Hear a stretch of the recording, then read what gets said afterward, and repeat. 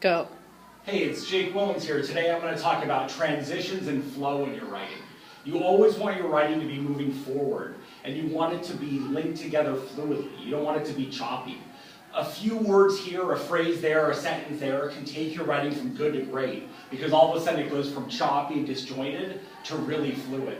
If we look at transitions, how you set your paper up is important. Because if you outline your paper well and it's moving forward, that's going to make transitions much more natural. There are prime times where you're going to need transitions. In the intro, we talked about linking the hook to the book. You're going to need transition, bridge, build the bridge.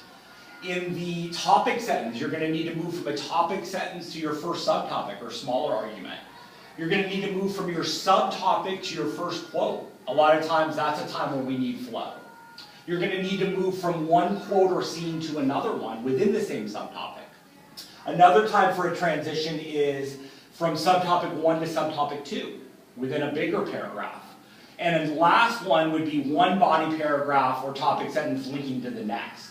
Those aren't the only times, but those are the prime transition times. Here's an example of a hook to book. In The Outsiders, she depicts just how important it is to try to focus on similarities more than differences. The hook was about similarities, the essay is going to be about unification. Harper Lee in To Kill a Mockingbird illustrates the insidious effects of racism.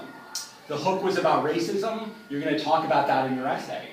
In his novel of Mice and Men, John Steinbeck shows how loneliness and hopelessness lead to insanity. The hook was about loneliness, the essay is going to be about that too. You got to connect it, build that bridge. From topic sentence to subtopic, one type of fear that cripples Salem is the fear of tarnishing their name. We go from a bigger example of fear to a subset. The primary type of courage Atticus displays is the courage to put himself at risk for a cause. Bigger topic of courage, and we go to a subset. Transition from subtopic to quote. A lot of times a phrase like, one can see this dynamic play out in the scene where, or for example. All of a sudden you put that little phrase in and you have flow, whereas if you went from your subtopic to your first context, it could be disjointed.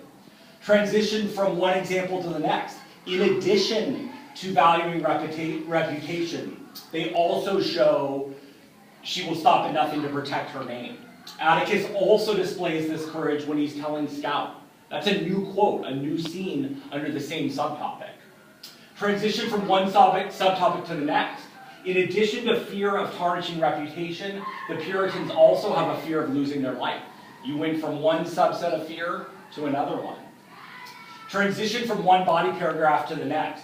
Because the Puritans are so governed by fear, they turn to those in power. So we set it up first, the fear leads to the need for power. So it really moves forward naturally. Here are some helpful words to think about. When you're doing similarities, additionally, likewise.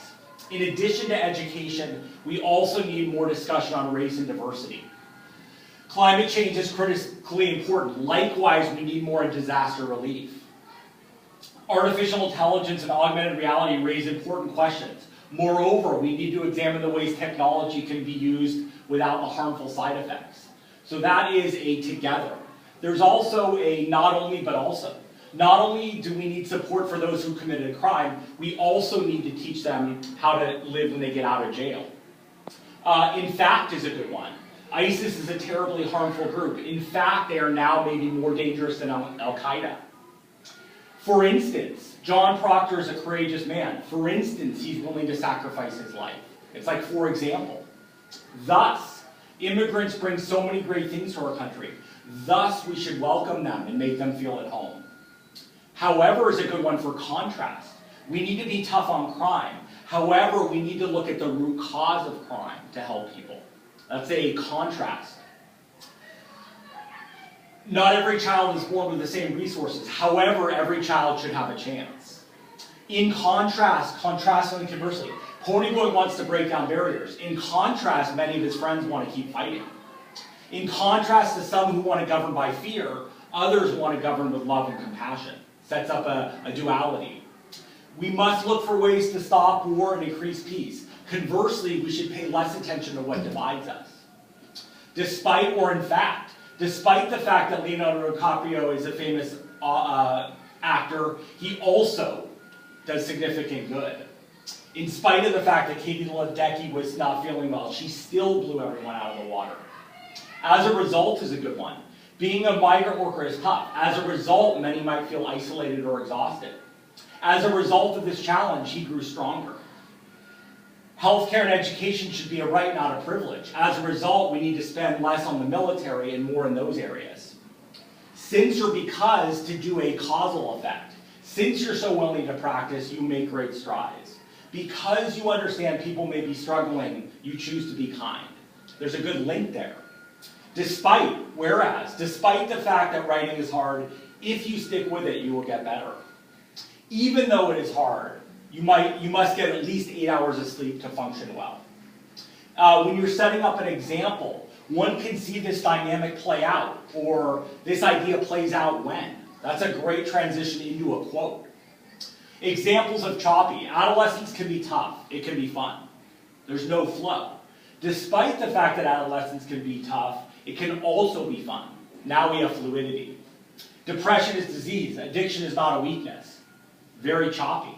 Depression is a disease. In addition, addiction is not a weakness and should be treated as a medical illness. Now we have flow. You need to work diligently to succeed. You can't work too hard and never have fun. No flow. Despite the fact that you must work diligently, you also must not forget to have fun. So you can see how one word, a phrase, a little bridge sentence, all of a sudden takes your writing from choppy and disjointed to beautifully fluid. I hope this lesson helps you create flow in your writing. And remember, get into that flow. Namaste.